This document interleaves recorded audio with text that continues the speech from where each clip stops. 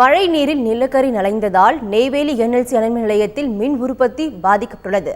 கடலூர் மாவட்டம் நெய்வேலியில் உள்ள அணுமின் நிலையத்திற்குள் வெள்ளம் புகுந்துள்ளது. இதன் காரணமாக நிலக்கரி வெட்டும் பணி முற்றிலும் பாதிக்கப்பட்டுள்ளது. ஏற்கனவே வெட்டி இருப்பு வைக்கப்பட்டிருந்த நிலக்கரிகள் மழை நீரில் நனைந்ததால் மின் உற்பத்தி செய்ய முடியாத நிலை ஏற்பட்டுள்ளது. சுரங்கங்களில் தேங்கியுள்ள வெள்ள நீரை ராட்சத மின் மோட்டார்கள் மூலம் வெளியேற்றும் பணிகள் தீவிரமாக நடைபெற்று வருகின்றன. 2990 மெகாவாட் மின் உற்பத்தி திறன் கொண்ட என்எல்சி அணுமின் நிலையங்களில் தற்போது வெறும் 200 மெகாவாட் மின் உற்பத்தி மட்டுமே செய்யப்படுகிறது. இதனிடையே திமுக முன்னாள் அமைச்சர் MRK பன்னீர்செல்வம் கடலூர் மாவட்டம் குறிஞ்சிப்பாடியில் மழை வெள்ளத்தால் பாதிக்கப்பட்ட மக்களை சந்தித்து ஆறுதல் கூறினார்.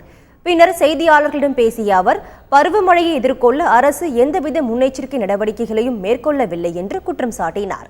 வாய்க்கால்கள் தூர்வாரப்படாததே வெள்ள பாதிப்புக்கு முக்கிய காரணம் என்றும் MRK பன்னீர்செல்வம் தெரிவித்தார். பாதிக்கப்பட்ட மக்களுக்கு முன்னெச்சரிக்கையாக இந்த அரசாங்கம், மாவட்ட நிர்வாகம் நடவடிக்கை எடுக்கவில்லை என்பது தெரிகிறது. ஏனென்றால் வானிலை அறிக்கை நொடிக்கு செய்தி தருகின்றார்கள். ஆனால் மாவட்ட நிர்வாகம் தான் அதை முன்னேற்பாடாக தடுத்திருக்க வேண்டும்.